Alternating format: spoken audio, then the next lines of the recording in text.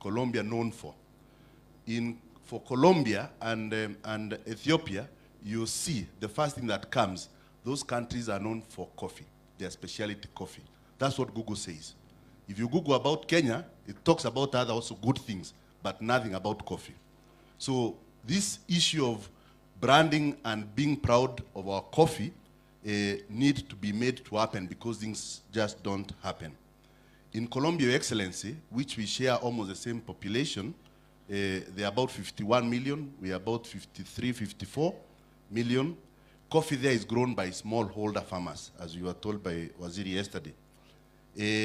Over 542,000 Colombians rely on coffee, compared to also 800 and something smallholder farmers in Kenya. Their coffee is similar to ours, but the uniqueness, what we found to be very special, in addition to what we learned yesterday, was that the average age of a coffee tree in Colombia is 6 years. In our country, we are told is about 20 years and above. The coffee trees that are in most of our farms, Your Excellency, are coffee trees that were grown by our grandparents. Now, you have heard Mkalimu here say that he has a 1 year coffee tree that is producing almost 2-3 kilos. In Colombia, when we went to visit many of the farms we visited there, Your Excellency, most of the coffee trees were this height. They were just grown less than 3 years, and people were harvesting coffee in it. There is passion. The passion you have seen this morning from Mkarim is the kind of passion we saw with the Colombian farmers. And learning, language is not everything about learning. I can tell you, the people we met were talking to us in Spanish. So the way Mkarimu is talking to us, we can utilize that kind of skill and even have interpretation done across the many tribes and ethnic groups that we have. The other thing, Your Excellency, we found is that like what we have seen now in the Ethiopian case, in Colombia, every coffee farmer has a coffee ID. There is a coffee identification number for a coffee farmer that says this is the farmer, this is where he's located, these are the number of trees he has, these are the type of trees, this is the age of the trees that he has, and on a click of a button, you can be able to tell who that farmer is and the kind of kilos they are producing. That coffee identity is one of the things that we need to invest. And I'm happy the Minister for Agriculture is trying to do something on digitizing the database of our farmers. The other thing that we found, Your Excellency, and this is something we need to emphasize in our country, coffee there is grown and controlled by cooperatives. We have one of the strongest cooperative movements in this country. In Africa, we are reputed to be #1. Your Excellency, we need to utilize our cooperative movement to spear and drive coffee production and its marketing in this country. In Ethiopia, like what Eric has just shown us, you've seen that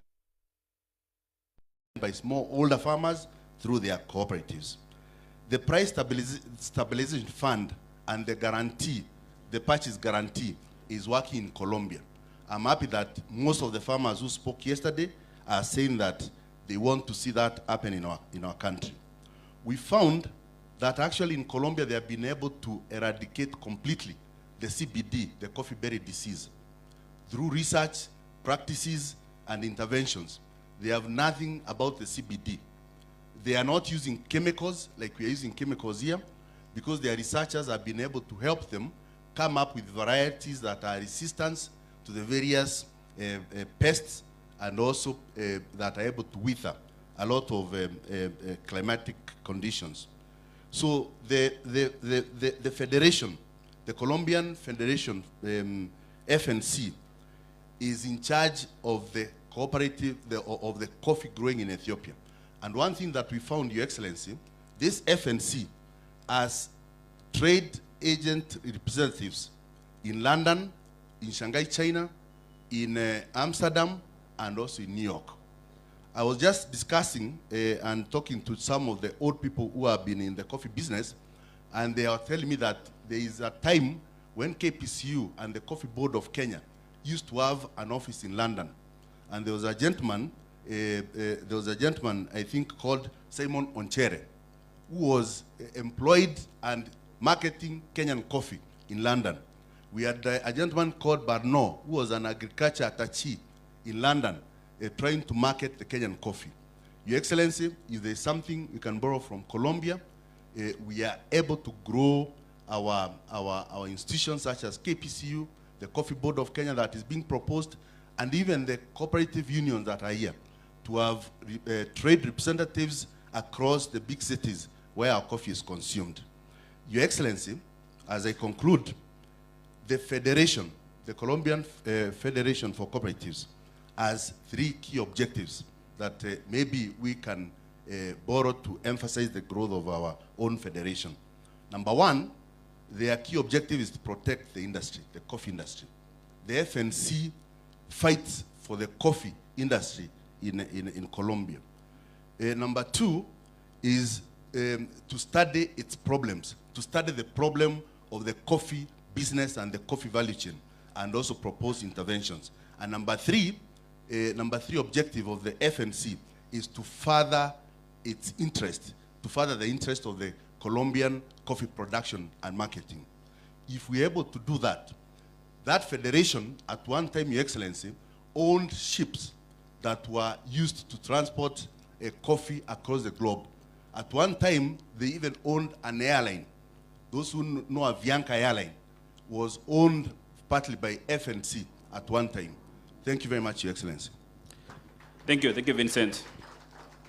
Your Excellency, the Deputy President, the situation described yesterday by the Governor of Embu is called vertical integration in marketing. In markets where there is vertical integration, the farmer's journey to the market, or what we call price discovery, the process is opaque. But in an attempt to circumvent that opaqueness, the Kenyan farmers formed the Kenya Cooperative Coffee Exporters. You know, Your Excellency, our farmers are very resilient. They have tried many things. Jane, please tell us, Dr. Jane, the CEO of KCCA, tell us what is KCCA about? What challenges have you encountered? And in the context of the discussion you have had today, what future do the Kenya Coffee Exporters, the Kenya Cooperative Coffee Exporters hold? Madam Jane. Thank you so much, our PS, our Excellency, our Deputy President, our CSS President, our Governor's President, our Senators, and our Members of Parliament, and our dear delegates. Good morning.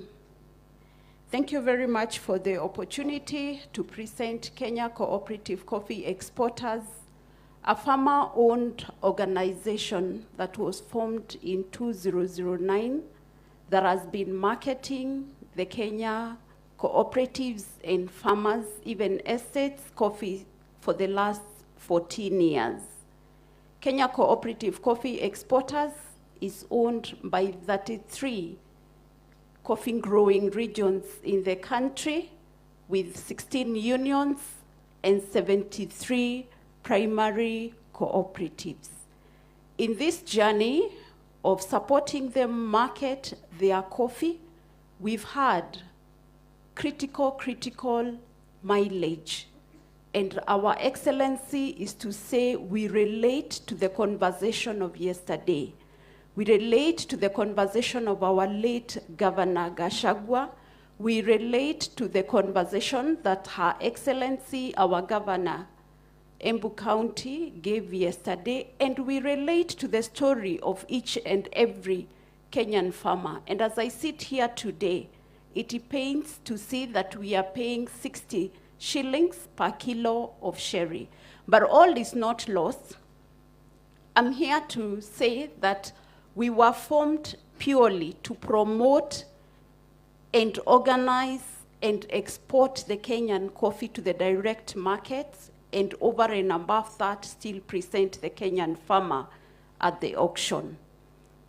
For year 2022, 2021, Our Excellency, we were the highest payers in the entire country we registered 139 shillings per kilo of sherry.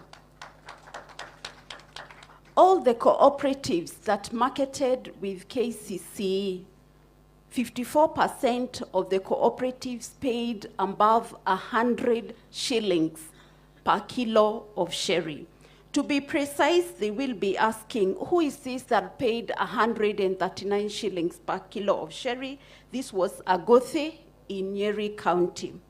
For this year, Our Excellency, all is not lost. We've registered 105 shillings per kilo of sherry. Again, this has been delivered by one of our cooperative societies, Rumokia. Both the chairman of Agothi Odhaya Farmers that paid, its giants, paid 127 shillings. They are here and they can confirm that. Our Excellency, we've been able to brand the Kenyan coffee in the largest way across all the markets, achieving 120 international buyers spread across US, we are in China, we are in Korea, and they are continuously uptaking our specialty coffee that is being produced by our farmers. But one of the critical challenges that we have kept experiencing, Our Excellency, is on consistency, it's on reliability. This can be demonstrated by what we spoke to yesterday. We are in business of commodity. If you don't own that commodity or if you don't control that commodity in a quarter, then you lose that buyer. We have achieved better grading of coffee.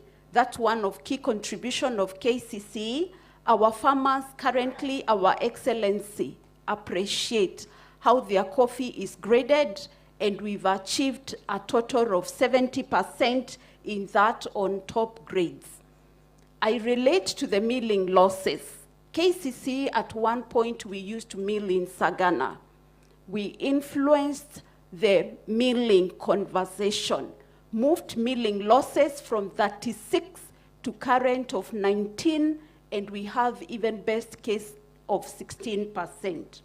Our Excellency is to say, for 2022-2023, as a cooperative society, we're supporting 89 cooperatives that are spread across Nyeri, Murang'a, Kiambu, Embu, Tharaka Nithi, and even Kirinyaga and Lower Eastern. And the conversation is, if farmers still formed KCC to support them, and you can see the kind of prices that we are giving, then we need more and more to get support in that. We've also perfected on the capacity of the organization, where we've invested in a robust ICT system that can integrate up to the wet mill level. We've invested in a huge capacity of warehousing, where we can warehouse up to 200,000 bags of coffee, and a strong governance structure, where even the Commissioner of Cooperatives sits in our board, with a total of 46 very agile staff to support in marketing of the growers' coffee. We have a deep culture that is actually demonstrable, and we are saying it's not about really stealing from the farmer or shortchanging the farmer, but delivering what we are committing to do. The last one, our PS, we have the capacity to support the Kenyan farmers move their conversation on marketing to the next level. Thank you, our PS and our Excellency. Thank you, CEO. Your Excellency, the Deputy President, you know KPCU is a sentimental asset to the Republic of Kenya. The people of Kenya look at KPCU as this asset, this handware, which is supposed to process coffee. Timothy is leading the new KPCU. We have the own KPCU under liquidation. Timothy is also the administrator of the Sheriff Fund. Timothy, I want you to address these people and tell them, you have money and people want money. What is the problem with the Sheriff Fund? What can we do? What future does the Sheriff Fund hold for the coffee farmers of this country? Mr. Timothy Merugi. Thank you.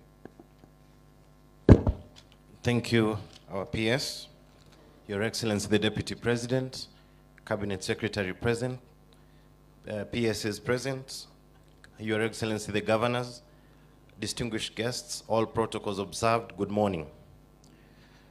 New KPCU, as you all know, is a product of the liquidation, which is ongoing, of the old KPCU, and was incorporated in 2019. In the year 2020, New KPCU received 3 billion meant for Cherry Fund for the disbursement to the smallholder farmers. But then again, there are some funds that were used to retire some of the outstanding loans that were owed to some of the banks like KCB, and also some of the few farmers that they had their dues audited by then to a tune of 50 million were also paid. So the net money that was received in our account was 2.7 billion.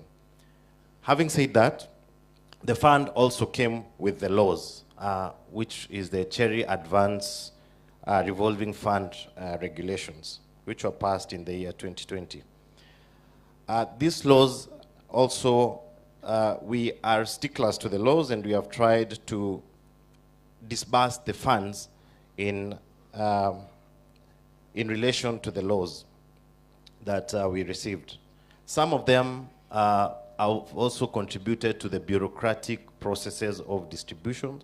For example, Your Excellency, that the application form alone that was prescribed in that law was 9 pages. We have tried to administratively, through the direction of our Cabinet Secretary, to deal with some of these bureaucratic issues that have come, that came along with some of these laws. For example, Your Excellency, we have condensed that 9-page to 1 page. And we have also tried to digitize that space so that farmers are able to, we are able to lessen even the period of distribution of that money. Your Excellency, to date, if a farmer, it takes a farmer 3 days to receive the money from the date when they applied the fund, for the fund. And this has been enabled by close collaborations with the cooperative unions and the cooperative societies that have come into place. Your Excellency, for the first time this year, 136 farmers were able to pay school fees through Cherry Fund from Iriaine FCS.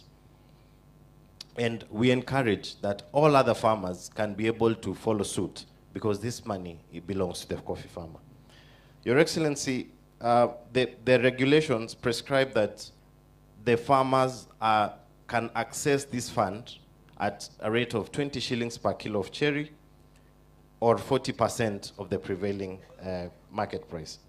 With the low production, that has also been a challenge, where we have very many farmers applying for the funds, but due to the limited number of their kilos, the money that they receive is quite little.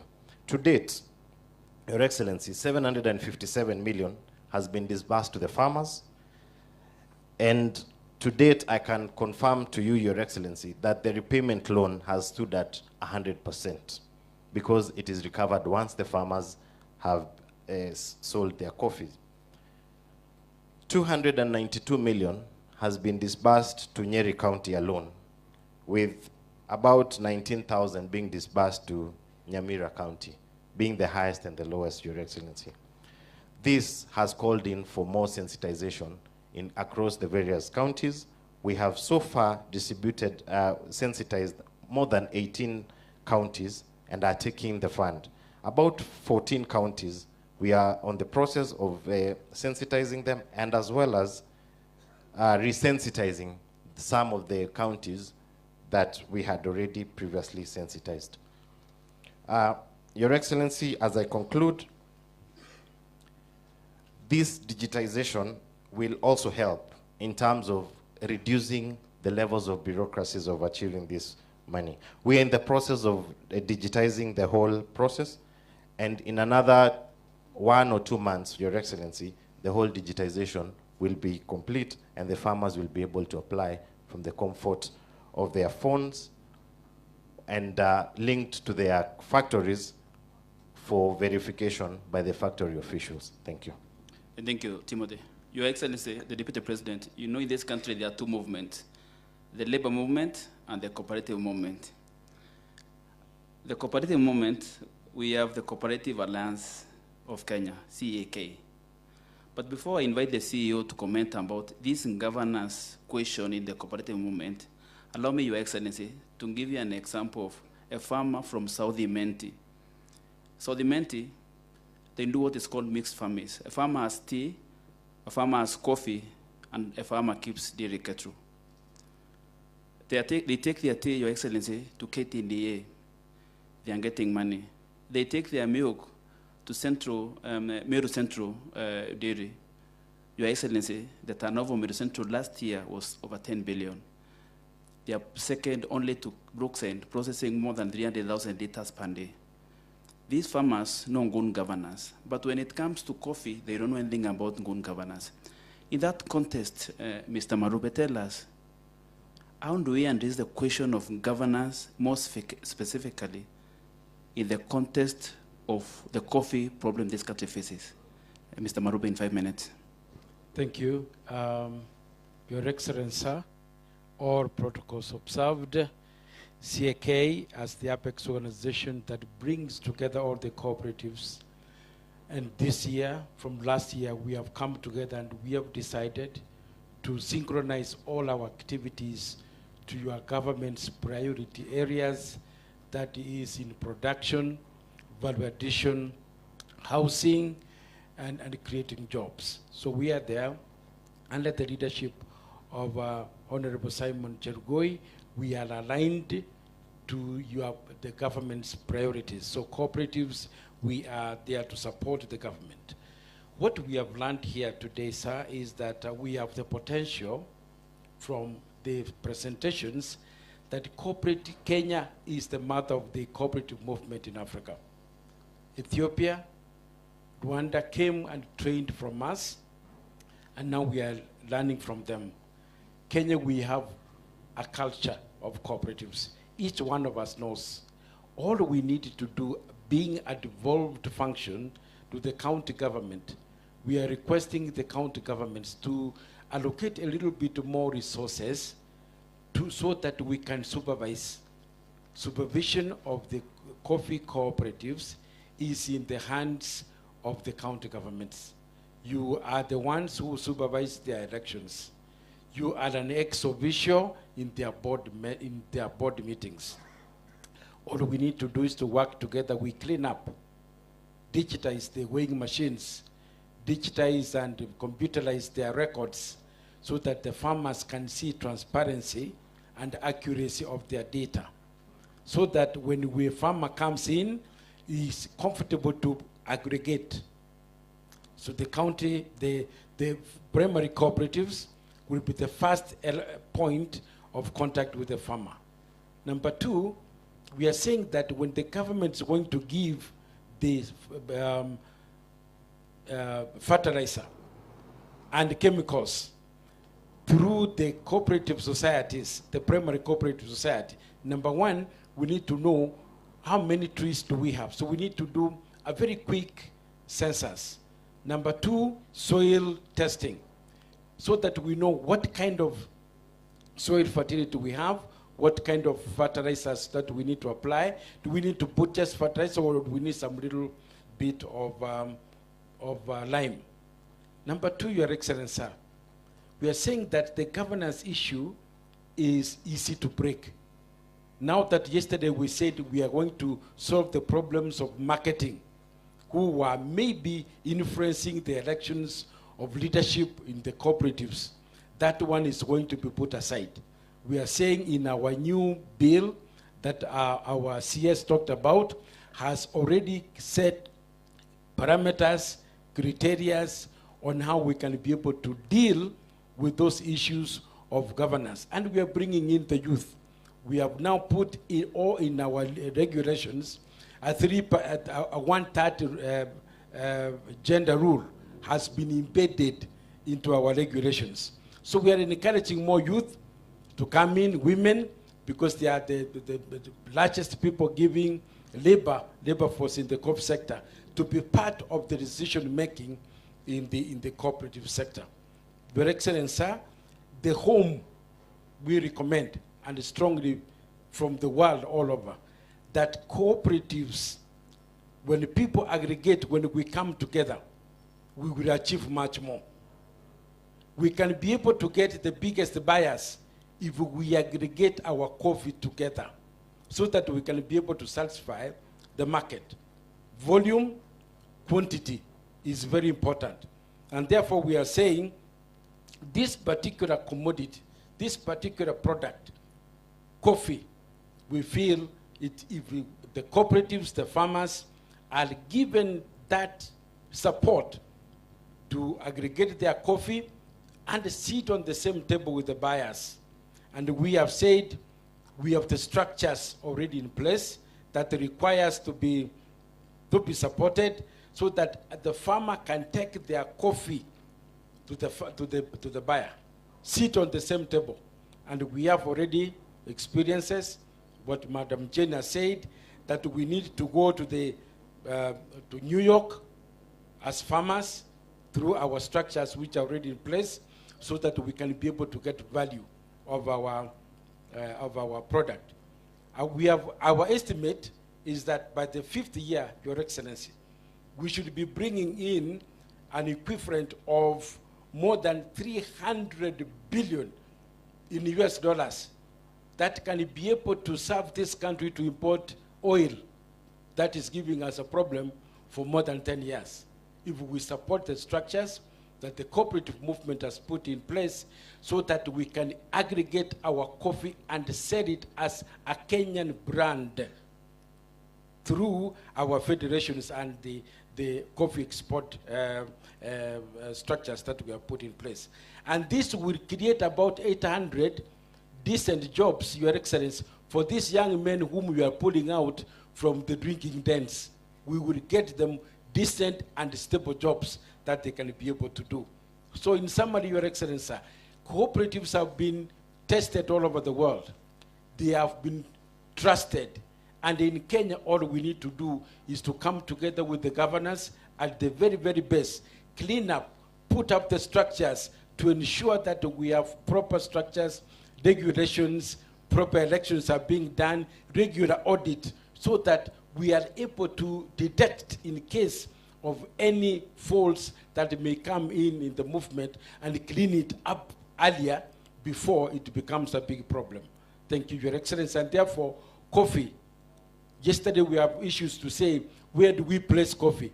Coffee as a product is better placed in the Ministry of Cooperatives. Thank you. Thank you. Thank you, CEO. Your Excellency, with your permission, allow me to take 2 comments or 2 questions from the members.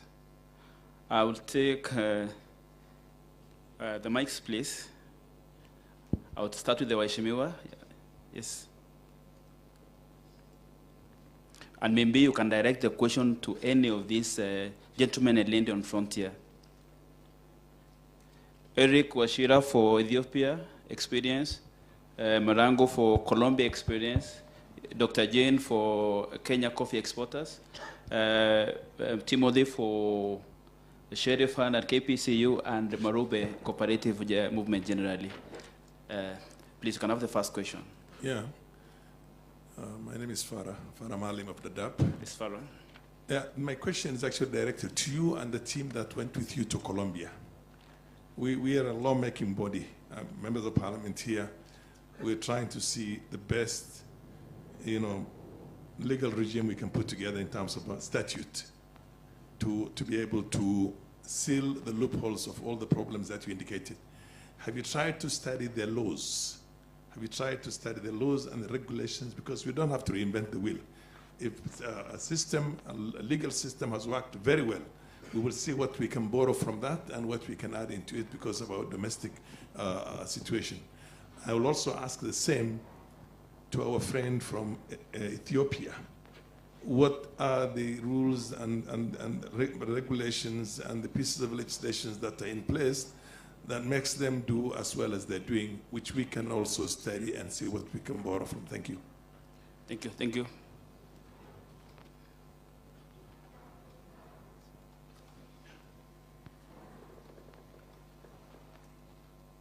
Dr. Mutunga.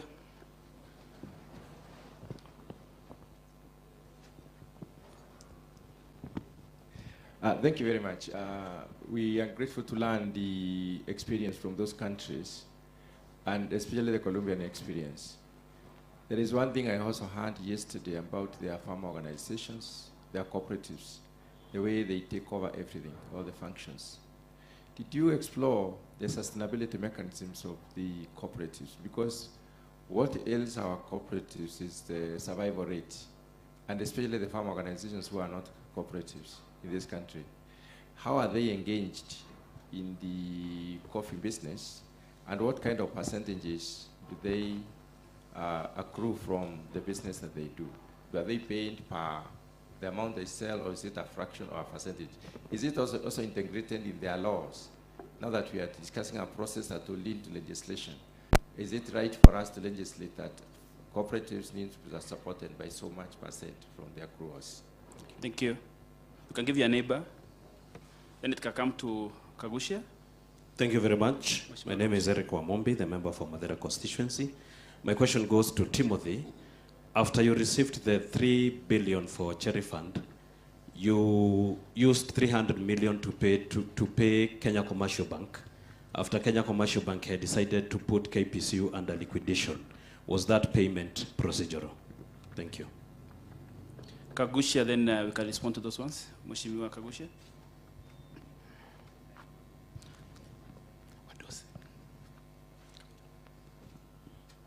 Thank you very much. First, I have a question to the gentleman who presented first. What's the difference between the natural, aerobic, and washed coffee? My gentleman from Cooperative Bank, on the issue of the representation of different institutions in Kenya abroad. You said that there's a time we had representation in London from, I think, KPCU and such. Would it be good for us to have these in our embassies? What do you think if we were to have any institution in Kenya having a representation out there? Maybe our embassies should be beefed up so that we have trade attaches who are specifically dealing with coffee matters, especially in our major target markets. And lastly, on NKPCU, we want you to be very, very careful with the matters of liquidation because we would not want to see NKPCU losing the property and assets that they have. And we as members of parliament were very keen because we are also aware that some people benefit from those kind of transactions. We have auctions which are done at way below market value and market rates to benefit certain individuals who have traditionally taken advantage of the farmers and our public resources. Thank you very much. Thank you. I wish we respond to those ones first, and then we take another round. I think I'll start with the governor from Baringo next. But Mheshimiwa Farah, I want to respond to your question. We did not have a chance to look at the laws governing coffee in Colombia. But what is fundamental about Colombia is this. There's minimum guaranteed return. Coffee farmers know they are going to get their money from FNC, whether they sell the coffee or not outside. There's minimum guaranteed return. Secondly, in Colombia, the price is posted at the factory. When you work with your coffee there, they sell parchment, you know, I'm going to get this amount of money for every kgs. When they receive your coffee, you don't leave the factory before getting your money. So payment is instant. You are paid there and then. So the transaction is a proper sale transaction. You leave with your money when you deliver your apartment. If there is no demand for coffee, the FNC is the buyer of the last resort. All the coffee farmers produce is guaranteed to be taken by the FNC. And that is fundamentally different from what we have in this country. I will ask Washira, you respond to Mheshimiwa Kagushia. Vincent, please respond to Mutunga, sustainability of cooperatives. And KPCU, you respond to the KPCU specific questions. Please, and make it brief so that we move to the next session. Thank you, Bona PS. Mheshimiwa, the difference between the three types of processing. Washing is what we do currently, where the coffee is washed and then dried, and then it's taken for pulping. So we put in water. Natural method is where it is sun-dried. So part of why this is very big in Ethiopia specifically is back to the original why of coffee. They do it for their people, for the betterment of their people. And therefore, if you go to their factories, you'll find, yes, there's automation looking at the beans, but you'll find a long line of ladies employed because it's giving them employment. Back to the natural method, the coffee is dried outright naturally on the sun, and there are women employed just to turn it so that it's evenly dried. Then it goes for husking, not pulping this time around. Anaerobic is why it is now fermented inside containers, and it's timed with the correct temperatures and all. And the unique thing is, who is the customer? Because the customer for coffee in the specialty market is not just the average or normal customer. This is a specific customer who has placed a specific value requirement on the table. You are able to meet that value for that customer, then you're able to have an exchange of trust and exchange of mutual value. I pay for what you've given to me. That is what they're targeting. And the thing is, they're not playing in the general market. We all play soccer, but we're not all playing in the Premier League or in the Spanish League. People are playing in specific, unique, special markets, and that's why they're able to target it. Now, for them, they sell all their coffee. There's nothing that remains, and they're able to sell it all because of that approach. Back to the question Mheshimiwa asked on around governance. For Ethiopia, there's the Ethiopia Coffee and Tea Authority, which is the one body mandated to oversee coffee, tea, and all the spices that they do. That is in law. They're the ones who do the price discovery, and they use, like you had in the clip, very little of their coffee goes to the exchange. All their coffee goes to the international market. So they use that international market to now do the price discovery, layer on upon the cost that they have, and they're able to produce every week what is the minimum the farmer should be paid. At that point in April when we went there, the minimum they were being paid was 60 birr up to 100 birr. 60 birr forex is 2 shillings and 50 cents. So each cash farmer, when they deliver the coffee, the red cherry, they were being given upfront 150 Kenya shillings. That coffee, when put on the table, the union takes it, they process it, and they go and sell. When they sell, they give back 70% back to the union and to the farmers. The union is the farmers. This 70% is not put in law, but again, out of the governance of the cooperatives. We are doing this for our people. So they take just what is enough to cover their costs, and usually it's 30%, and 70% goes forward. If they're able to have cost savings, again, that is also passed forward. The certifications angle, any coffee that is certified, they have fair trade, rainforest, there are many certifications, and even Kenya, we have them. Each of those coffees, when sold the certification, there's an extra few dollars that they get. That extra few dollars, again, 30%, 70% goes back to the customer. So the Ethiopian farmer gets his money 3 times. So on average, that one farmer who brought and got the 150, if you add on maybe the second sale you had from Tadesse between $3.8, he gets another maybe 40, 50 shillings. That's 200. Another 10 bob for the certification, this farmer gets 210 shillings. We need to choose our markets. We need to go for the big market because that's where our brand is. Like it's been said by everyone, Kenya coffee is the best of the best. You hear it with everybody because everybody has sampled it across that specialty score and they know. Thank you. Yeah, thank you very much, Honorable Dr. Mutunga. On the question of how the cooperatives sustain themselves, in Colombia there are 2 ways. So the farmers deliver coffee to the FNC, their cooperatives, and they are paid immediately based on that day's best price that is determined very competitively in accordance with the global prices for that day. So once the farmer is paid, the FNC, the cooperative, now owns the coffee. They will take the coffee, some of it they will do value addition, some of it will also look for the best markets on some other days. They make the margins, and they're able to make margins that are able to help them sustain. Also, for every coffee sold or exported from Colombia, you get deducted 0.06 USD per pound. And that money is utilized in two ways. One, for the price stabilization mechanism, and also for the purchase guarantee. Because as the PS has said, the FNC is the buy of last resort. So it is self-financing completely, no government intervention. That is the money they use to fund their research institute, which spends about 6 billion, equivalent of Kenyan shilling per year. That is the money they use to employ extension officers. Farmers in Colombia don't incur any other cost in terms of extension service support, in terms of seedlings, and in terms of any research that comes out of that. So the farmer, what he gets is net.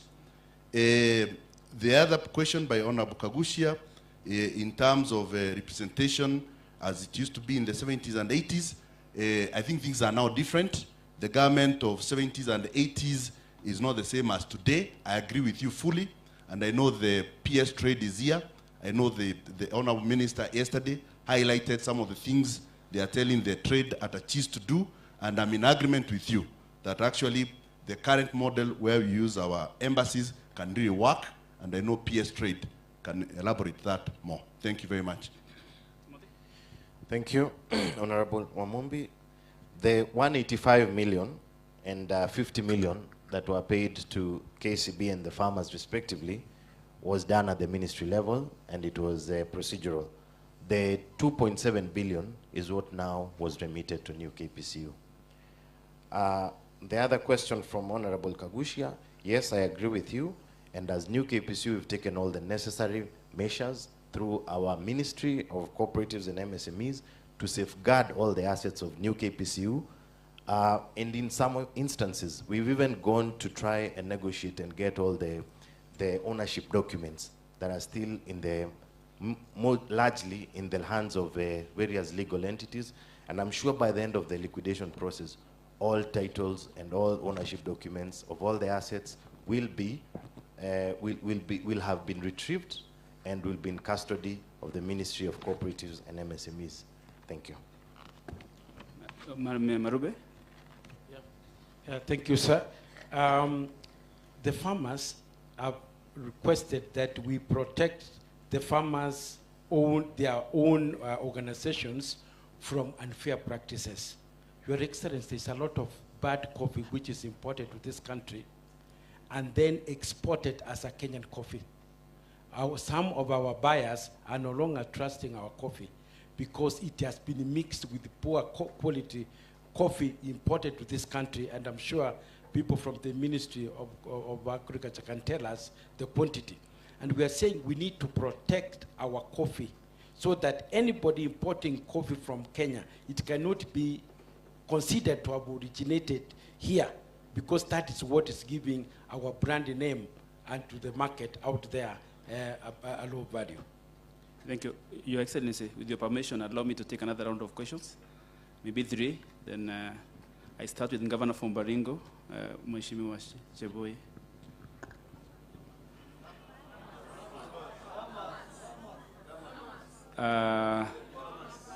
Yes, Okay, let Cheboi ask his question, then we move to where are the farmers?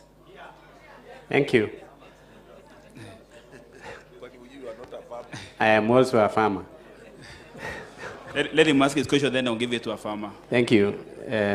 Your Excellency, yesterday's presentation by Mushwe and today's presentation by Mutwiri has given me a lot of hope in the coffee sector, that we can make it and we can be better than our neighbors. Mr. Marube this morning says coffee should be under cooperatives. My desire would be that we have a system that we can decide as a country that we want to produce a specific number of tonnage of coffee, that can give us a specific amount of income when we export or sell locally. We need to begin thinking about setting targets. And listening to the two presentations from the farmers, we can be able to begin setting targets and allocating those targets to the various coffee-producing counties or the relevant ministries that are responsible for production of coffee. In the case now that Marube is saying it should be in cooperatives, then we must begin allocating those targets. If we are going to say we need to move from what we are producing now, is it 50,000 tons to 200,000 tons maybe, how do we assign those targets? And how do we provide the resources and the support that can facilitate the various farming cooperative societies in Kenya? And of course, even the allocation of the cherry fund or whatever fund that is going to support farmers. I come from the emerging sector, Baringo County and maybe Bomet and the others that are new in this area. Farmers need to be supported with inputs, seedlings, fertilizers, and so on and so forth, so that they can increase the area under coffee. And for those who are producing 2 kilos, we need to start targeting, leveraging on the experience of people like Mutwiri, so that we can move from 2 kilos to 10 kilos to 20 kilos. Then we can begin focusing on the target and the quality. My question is, how should we do that? I do not know who's going to answer this, but Marube started by saying that it should be in cooperatives. Of course, agriculture is supposed to be able to influence the production. County governments also are supposed to take their due responsibility of supporting the farmers and ensuring that farmers are able to go into this area. So I think that fund, the Coffee Development Fund, is an area to begin with, so that we can be able to expand the area under coffee and to influence the increase of production of coffee per bush. That is my submission. Thank you. Thank you, Governor. I want really to close. I want to pick 3 questions, Your Excellency, with the permission, from farmers. Then we close. The question is, how do we know the farmers? Kindly pass the mic to the farmers.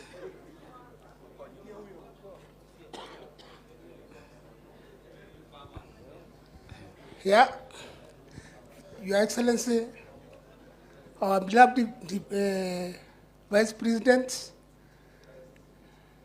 majina naitwa Joshua Beria Imadhiu kutoka Tigania East, formerly KPCU. Swali yangu iko namna hii. 2009 ndio liquidator aliingia KPCU.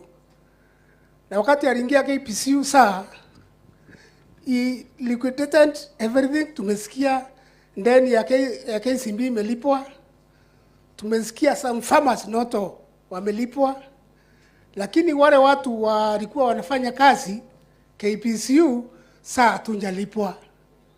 Many of us wamekufa sana sauri ya shinda. So ningekuomba tu kwa unyenyekevu, bila naona uko na nguvu ya kufanya anything kwa hii Kenya tukiwa nyuma yako. Tulimuingisha hapo tukiwa na purpose ya mtu zaindie sisi wakulima. Mimi ni mkulima. Tigania North. So ningekuomba uingie kati. Tumepresent barua kwa our PS, our CS ya claim ya kuonyesha wakulima wale hawakulipwa na ya kuonyesha wafanyikazi wale walikutwa na liquidator hawakulipwa. So wale wamebaki afadhali tu enjoy their benefits Thank you very much. Swali lingine ni wale waliingilia wakauza vitu ya KPCU wanajulikana. Na afadhali tuambiane ukweli, your slogan is very important to us.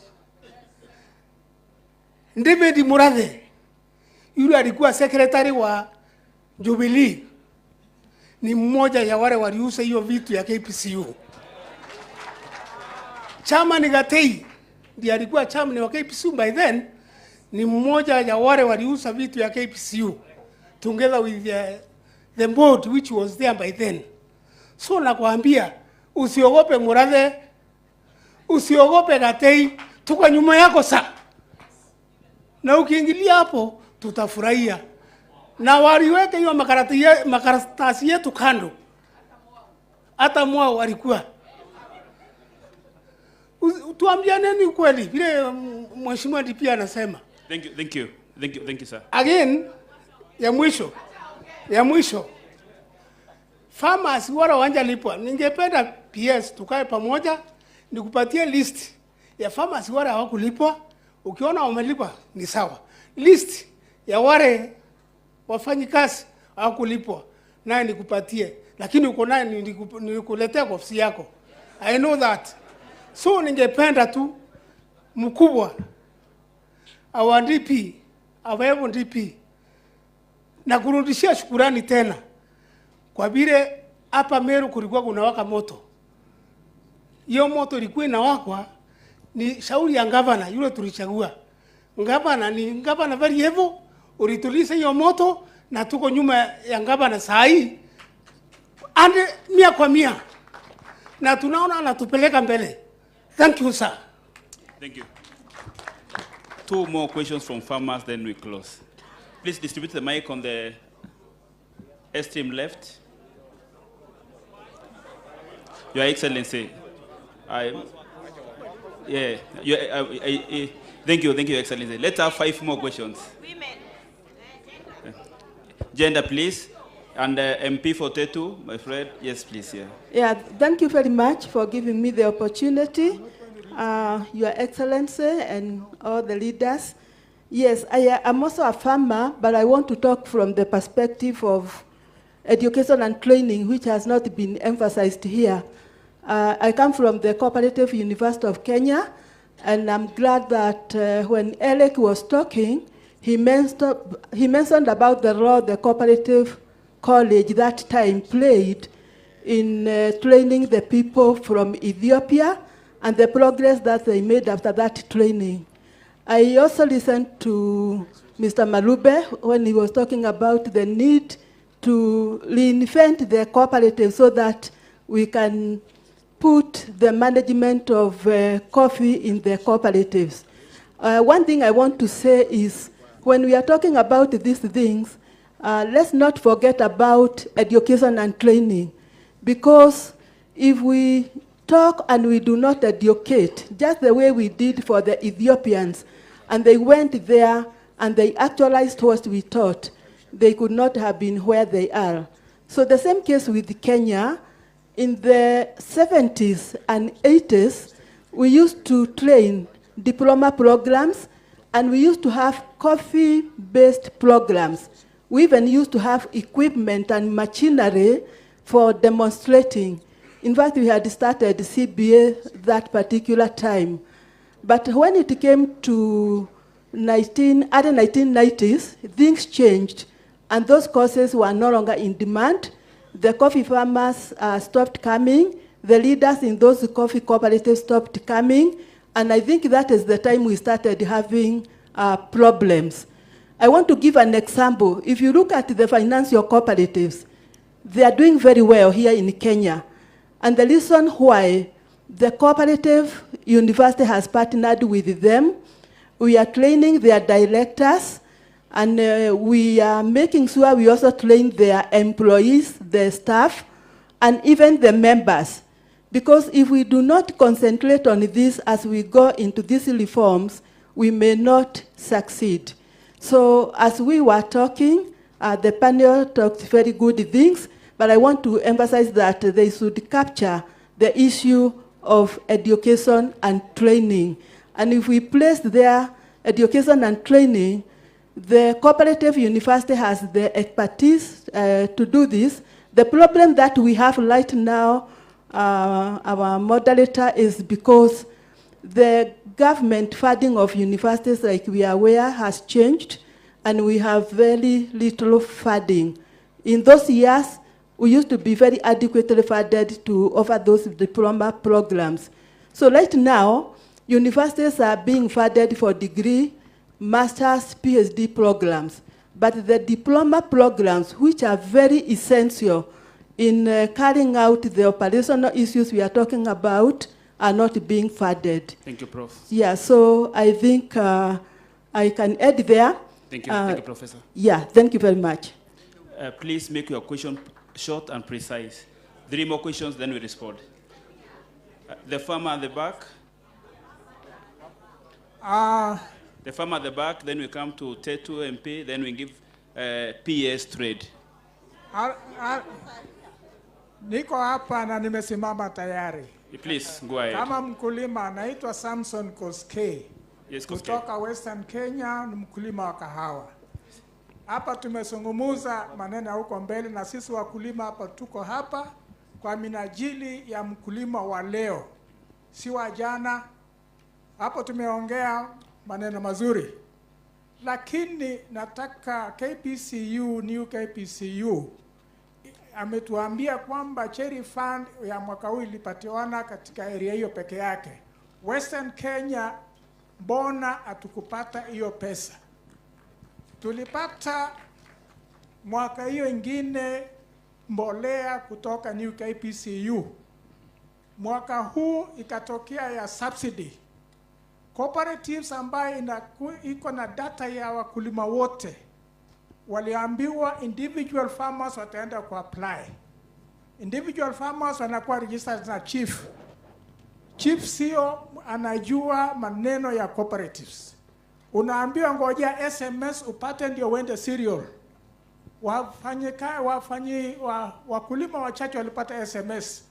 Ukifika serial unapanga laini siku 3 siku 4. Kahawa aingoje, kuna timeline ya kuweka mbolea. This time round more than 60% wakulima Western Kenya hatukupata mbolea kwa sababu SMS inachelewa. Chiefs ndio wanafanya kazi na tuko na devolved unit ya county government. Hatujui what went wrong. Nataka Mheshimiwa DP streamline responsibilities ya ministries isakuja sikapandana, kwa sababu sasa tunaambiwa tuko cooperatives, tuko agriculture.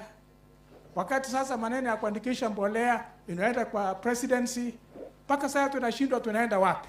Thank you, Mr. Koski. So nataka tu tujue kwamba what happened to Western Kenya, baba hatukupata pesa ya new KPA ya mbolea. Thank you. Thank you. Honourable member for Tetu. Hello. I'm Duncan Maina Madenge, Member of Parliament, Nyeri Town Constituency. Now, 3 things. Number 1, you've talked about Sheriff Fund. There is money that was also set aside in the budget for repairs and maintenance of factories. Where did the money go? And these farmers are deducted money for the same. In fact, that is the single biggest expenditure by the farmers in terms of the primary processing. Number 2, Dr. Jane, after such an excellent performance of 139, how come the cooperative movement, the farmers, did not flock to you as you have the favorable marketer? Then Mr. Marube from cooperatives, the Ministry of Cooperatives, and in particular, the Commissioner of Cooperatives, that is a mortuary where cooperatives are dying. But you want to keep skirting around the real issues that are affecting our farmers. That anytime a cooperative, by the time a cooperative gets to your table, is actually a coffin that you make and put in the cooperative. Why are cooperatives not monitored sufficiently? Why does a cooperative that is on its deathbed have to pay you for you to be able to conduct an audit or an inquiry? And therefore, you find, even as we talk about the coffee being in cooperatives, farmers are so afraid of cooperatives because they have really suffered in the hands of cooperatives, yet no solutions are being offered. What is the solution? Thank you, Mheshimiwa. Tetu, then PS Trade, then please Sang, you finish. Governor Sang.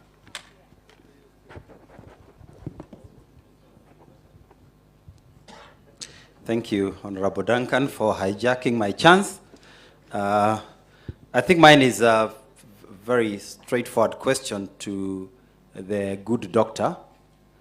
I am informed that coffee is traded in futures. So today, the coffee that will be produced in 2026, prices has already been agreed.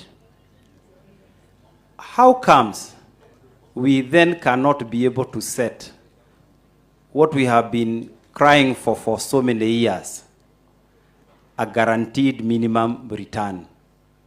I'm told Starbucks, for example, right now, has already bought coffee at $800. The coffee that will be produced the next 3-4 years. So we know that a bag of AA 50 kg will fetch $800. Why is it so difficult? Why do our farmers have to go through this yearly coffee price fluctuation? Last year, 130, the farmers flocked back to the farms. This year, 70, they again abandoned the coffee. And, with that, we'll never be able to grow a sustainable coffee industry.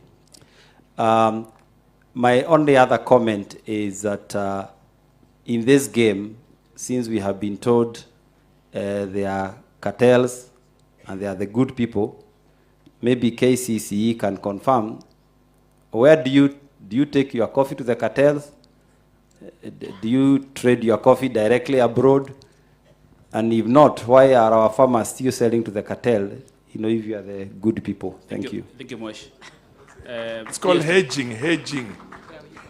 And Farah Malim, who is my neighbor here, he is the head of Coffee Consumers Association. He would like to add something. Thank you. Really, we are running out of time. But you see, Madam PS, we are going through the most critical questions that afflict our farmers here and our country, and we seriously need to take a little bit more time, even if it means another day. And the DS and the DP has already, he's here. He's sitting throughout. He doesn't even go for, I don't know, he empties his bladder before he comes here. I haven't even seen him go for you. But then there's something called hedging. I've been involved myself in commodities. Why is it not possible for us to be able to do hedging, in which case you are able to sell your coffee well in advance, not just because there's a demand at that time? And having said that, I want to ask my friend from Cooperative Bank, the director. By the way, congratulations for being the only person from financial institutions who has taken an interest in this, and we're impressed. Have you ever done any study in which you can go through because at the end of it, the bottom line is money. We have to get money into the pockets of farmers.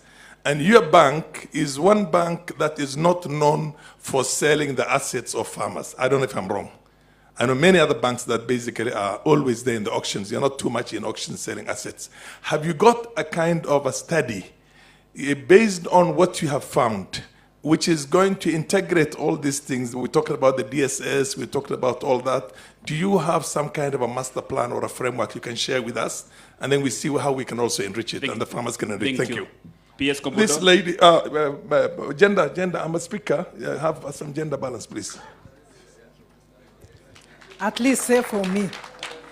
You know why they are clapping, Bwana PS? From yesterday, I've been asking for time to speak, but however, we are here. And first, I want to appreciate the fact that we've come here for the Coffee Reforms Conference. I come from Kericho. Beatrice Keme is my name, County MP. So I speak on behalf of the people of Kericho, who are real farmers on coffee. We have Kipkelion, our farmers are here. And Bwana PS, my issues are, one, are from the people who have spoken, the people sitting in front. They have talked of women and youth providing labor. I appreciate that, but it hurts me to some extent because we need them to own the coffee farms. I'm saying this in line with what we're supposed to do. As a woman rep and many women reps who are here, we have actually used the Affirmative Action Fund to help the women. Myself, I actually gave out 30,000 seedlings to women and people living with disability. Those are vulnerable families. So as we talk of women providing labor, why can't we also ask our men to give a small piece of land, whether 1 point, 2 points, or 0.1 acres, for these women to own coffee, because that is when at least all of them can appreciate. Number two, we have you've actually talked about stabilizing of prices. The many issues that we have with coffee is the fluctuation of prices in the world market. What can you do, or what can we do so that the prices are stabilized?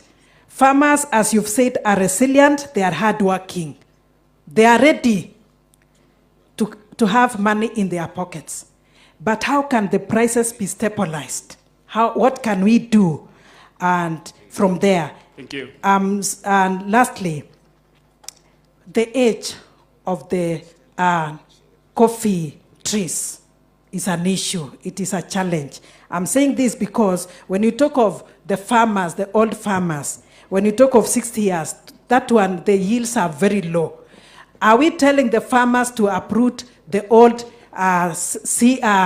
trees, or what are we saying? What are they supposed to do? What advice can we give to those farmers? And finally, coffee, tea, and bananas and the others support issues of climate change. I believe as we talk of coffee and these others, can we also embrace the idea of environmental conservation that will support us even in the world market when they know in the world, knowing that we are concerned with the climate change. Thank you very much. Thank you. Timothy, that's your question. PS Kombudo, please. We are looking at diversity. PS Kombudo comes from Kisumu with potential to grow coffee. Okay, thank you very much. I'll try and be as brief as possible. But there's been a question that has been coming on and off on this issue of markets, trade attaches, and how do we actually do that work externally. And I just wanted to share a very quick few points there. Currently, we do have trade attaches that are actually appointed by State Department Trade and that are based in our capital cities. So you have in Washington, Brussels, and so on and so forth. What are we doing? As soon as August 2022 came and we went onto the value chain basis of delivering our work, we quickly realized that that model needs to change. It needs to change for several reasons. Number one is that if you have a trade attaché that's based in Washington, for example, yet technology is based in the other coast, is this person well equipped to do that kind of work? The tea, we have a trade attaché in Islamabad, I believe, but the tea trade is actually being done in Karachi, which is a port city where all this work is being done. So what example can I offer you that we have been able to do with livestock, for example, in as far as addressing our route to market? And maybe you may want to consider it, and I'm very happy that our colleagues from the private sector are also here, because that is part of what we're looking at as our new way of getting representation. What we've done is, the first thing is that we have, in partnership with the State Department of Livestock, come up with what we're calling a route to market strategy for example, the meat sector. We realize that we're exporting $75 million. We realize that in the Gulf, we are able to even double this every few years. Now, based on this information, we then decided with them to come up with a route to market strategy to see how we can maybe take this tenfold. And what did we do? We basically realized that we need to have a trade, we need to understand, first and foremost, before you talk about institutions, you need to understand, number one, working right from the market. How is the distribution done in that market? Who are the importers in that market? Who are the competitors delivering products in that market at the price point that we are able to do. And once we are able to get all of that information to understand who our competitors are, what prices they have, and so on and so forth, the second stage was that we were able to now understand what kind of cuts do they want. How do you label meat products in Arabic? How do you label products so that they're done in halal? How do you do this in such a way that you're able to get into the supermarkets? And once we are going to be able now to get all that information, we now ask ourselves, what sort of representation do we need in the United Arab Emirates in order to advance our sale and to provide support to our exporters in such a way that then we are able to have that conversation going. Thank you, I don't want to get into too many details, but in the context of coffee, I would like to suggest that let us have a route to market strategy jointly led by trade, cooperatives, and agriculture that then enables us to answer all of these questions and bring in the private sector such that then we can design a representation mechanism that allows even the private sector, our diaspora, and so forth to be part of this sort of trade representation. Thank you. Thank you. Thank you. Governor Sang?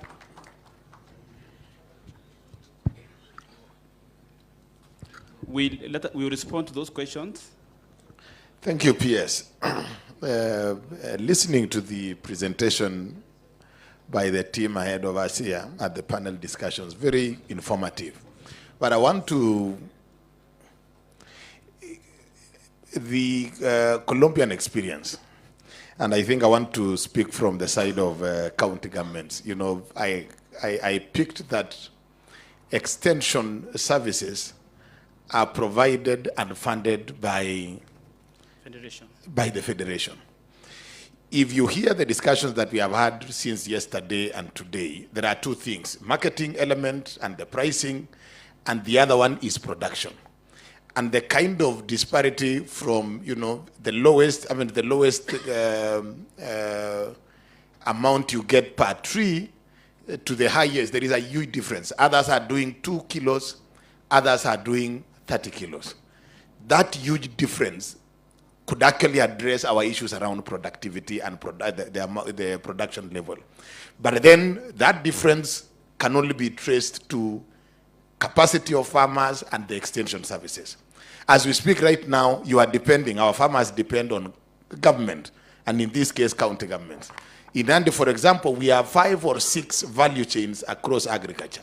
It's not going to be easy for me to dedicate an entire team of, you know, agricultural extension officers specifically for coffee. I'm going to do a little bit of coffee. I will do some for tea. I will do some for dairy. I will do some for the other value chains. Now, looking at Colombian experience, why can't we organize our farmers and they can fund this for themselves? I mean, this is the message I'm getting from the coffee board the reintroduction of coffee board, that would then support and work around a system where even extension services can be funded by farmers themselves. Right now, you are depending on the government.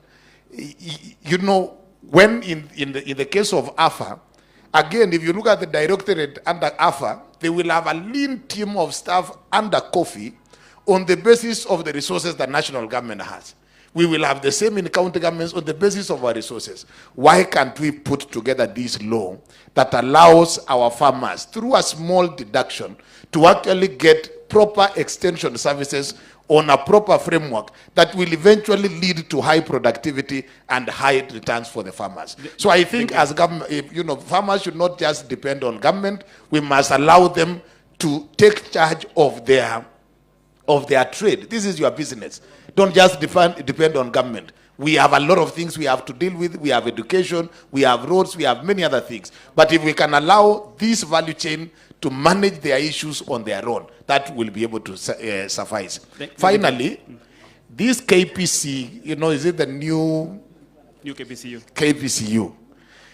Your Excellency, Deputy President, as long as there is no sanction for those who sank the first KPCU, even the new one that you are calling new will be old and it will be sunk because there are no sanctions.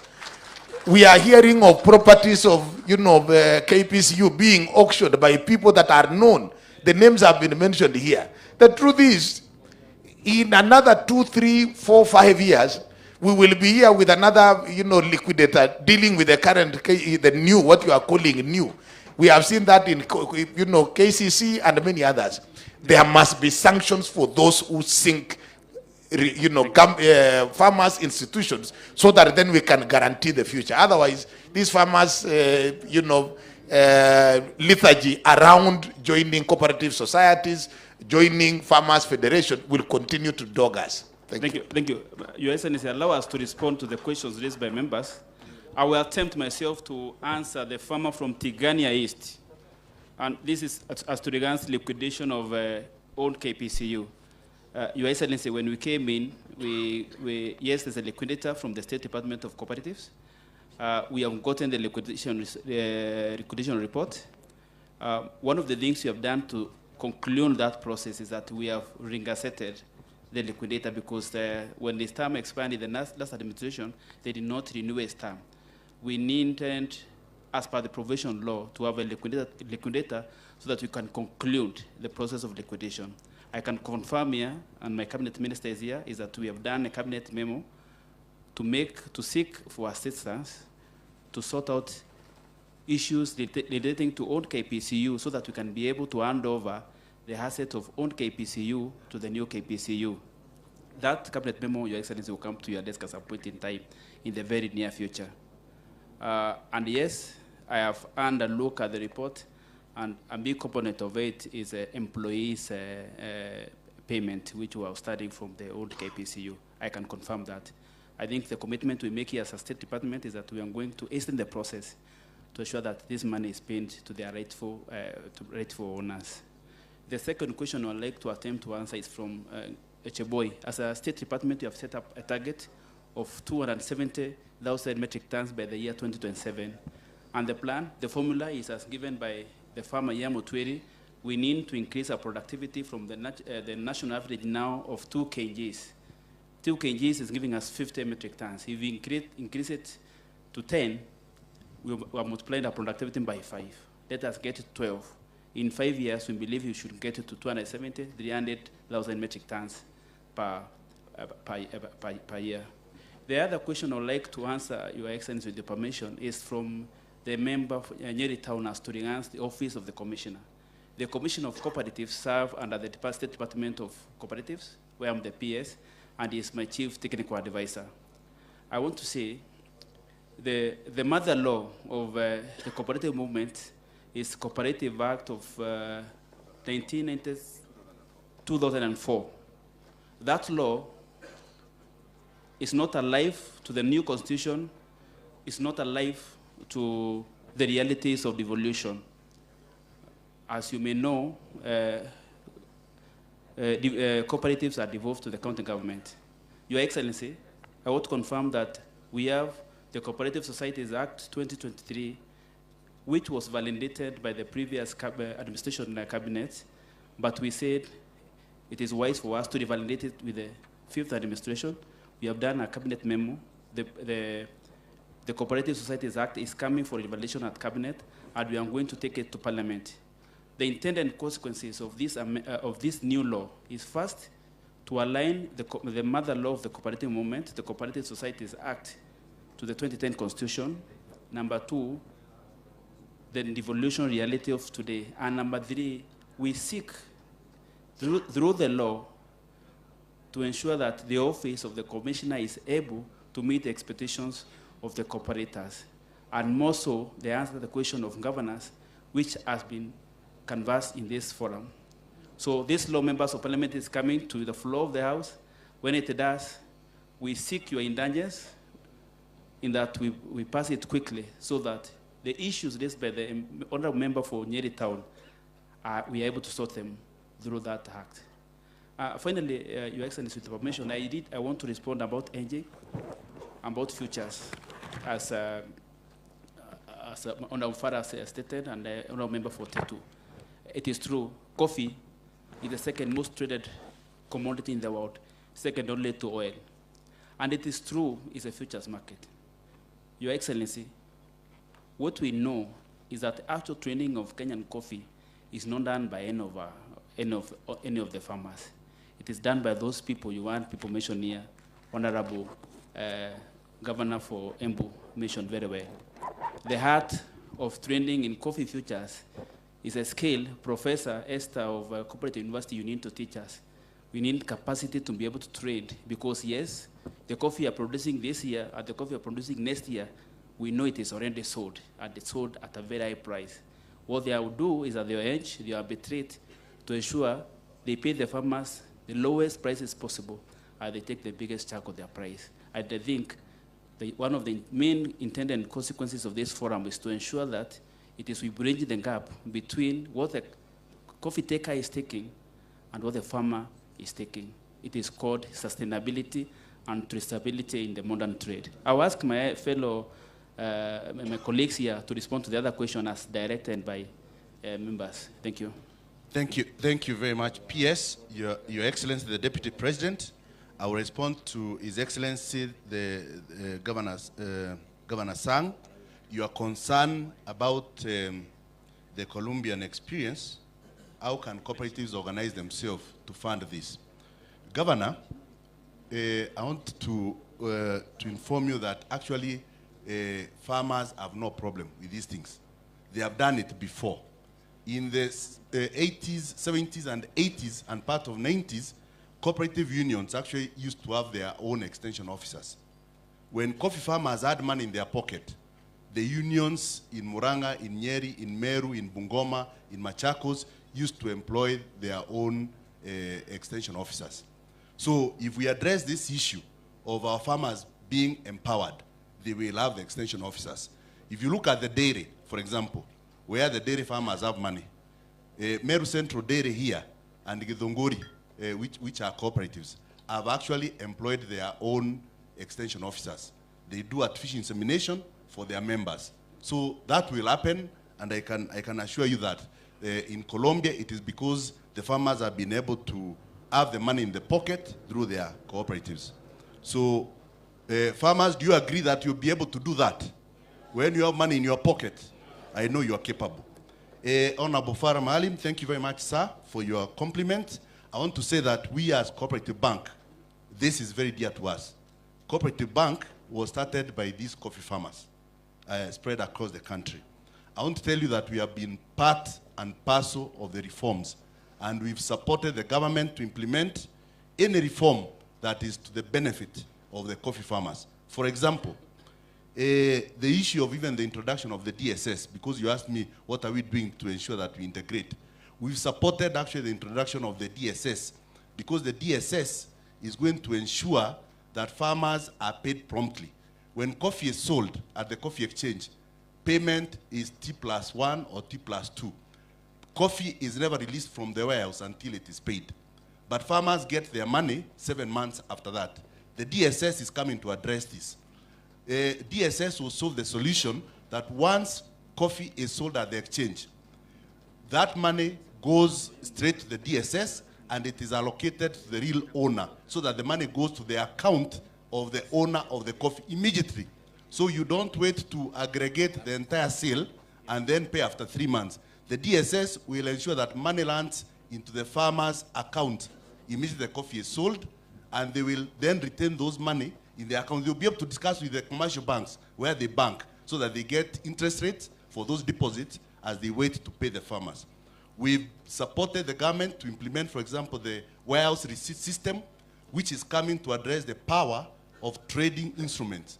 We are part of the council in the warehouse receipt system where we sat, and you are aware that currently there is even an ongoing discussion as we speak here today to ensure that the trade rules have been implemented, and in Anyuki, that's where they are setting those rules. We are part of that. We have integrated our systems also with the warehouse receipt system. The Kenya Commodity Exchange that PS Kombundo is leading, I want to tell you that we were the first people to subscribe initial shareholding of 50 million to the Kenya Commodity Exchange to ensure that our farmers have a trading platform. And we are going to support the government and work with the government to ensure that the Kenya Commodity Exchange is a reality. So those are some of the issues we are doing to support that. The issue of rotation that Honorable Kemei spoke about, how are they doing it in Colombia? If you have 1 acre of land in Colombia, you don't change your entire trees for the 1 acre. You do it in rotation. So you get maybe a quarter of that land, you cut the old trees that are over 6 years old, you plant new ones. As they come up, you go on cutting the rest so that you don't replace all your trees at a go. That's how they are achieving it in Colombia. Thank you very much, Your Excellency.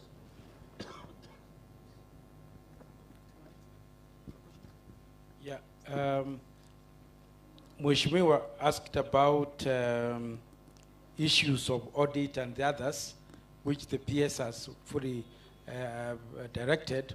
But CAK, the organization that I represent, Cooperative Alliance, we are the advocacy body for cooperatives. And I want to urge those cooperatives and SACCOs, when you have challenges with either county government or national government, issues which are not moving, that's where we are there, to represent you, to make quick follow-up with the PS, quickly to go to the CS, to have issues resolved on time. Remember, since the Constitution was put in place 10 years, we have been having issues of what are the functions of the county government now that the cooperatives have been devolved, and what were the retained functions of the national government. We come in very strongly to support the cooperatives. Don't have issues outstanding somewhere and you don't know where to go when you have a body that you are supporting, CAK, to unlock them. So that's where I come in. But we have carefully, if you look at our sessional paper of 2020, we have carefully stipulated the role of the national government and the county government. 80% of the work of management of cooperatives is now going to be operationalized once the bill comes to Parliament, and we believe you will be able to pass it quickly. Then we will be able to sort out all those issues of audit and liquidations. Thank you. Thank you so much. Your Excellency, with your permission, allow me to retreat the panelist. And I do so, I really want to ask Honorable Parashina from Kajiado constituency. Honorable Parashina, kindly step forward. Give him a mic. Panelist, kindly retreat, and thank you so much for. Yeah. Please, MC, take over.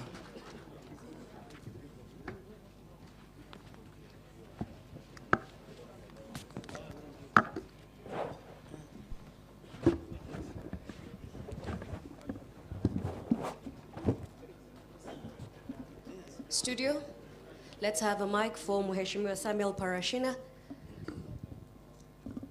Thank you. Okay, thank you. Your Excellency, all protocol observed.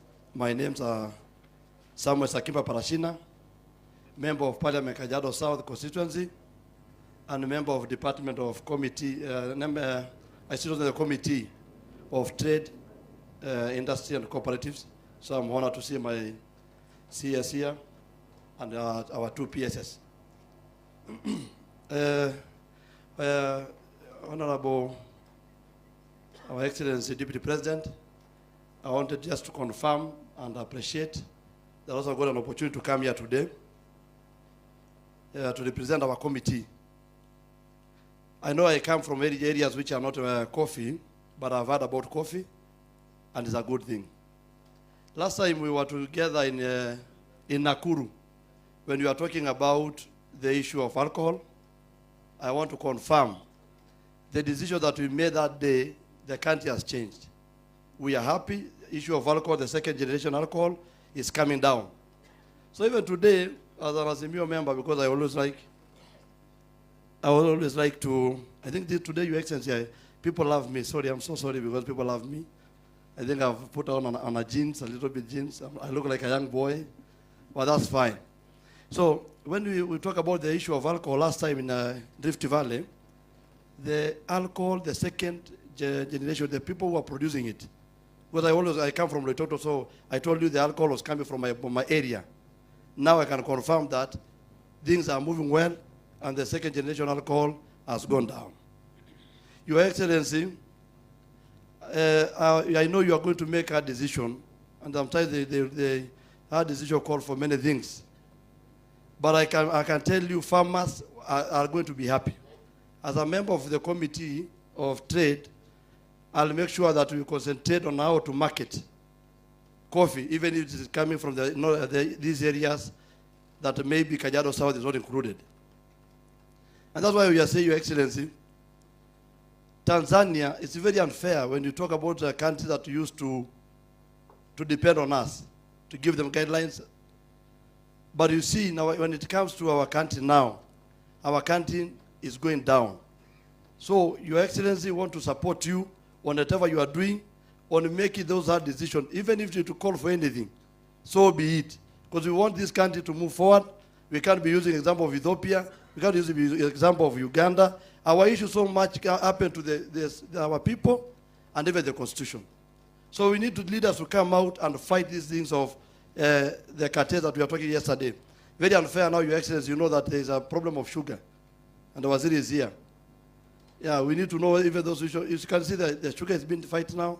The cooperatives are getting at problems, the KPCU. I want to tell you, the only thing I wanted to stand here to affirm. I've heard the farmers, I've heard you, I've heard the stakeholders, and I'm seeing there's a reason why we need also to talk to our colleagues in Azimio. We need to talk to them and tell them we can't move forward if at all the hard decisions are not going to be made. And one of the things is a finance bill. We want to say that people need money, Your Excellency, for these things to go.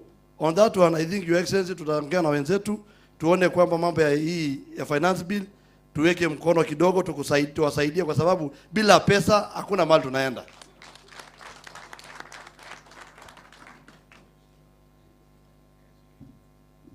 Thank you so much, Mheshimiwa Samuel Sakimba from Kajiado South. Indeed, very great direction and proper position on what is needed for the great posterity of our country. Your Excellency, sir, with your kind permission, we wish now to share the updates and information pertaining to our breakout sessions that will allow us to discuss further what we have gone through since yesterday, and even more importantly, to ensure that we come up with something conclusive, which has been the agenda for this coffee sector conference. Your Excellency, sir, we have 7 thematic areas, and I wish to proceed and announce the first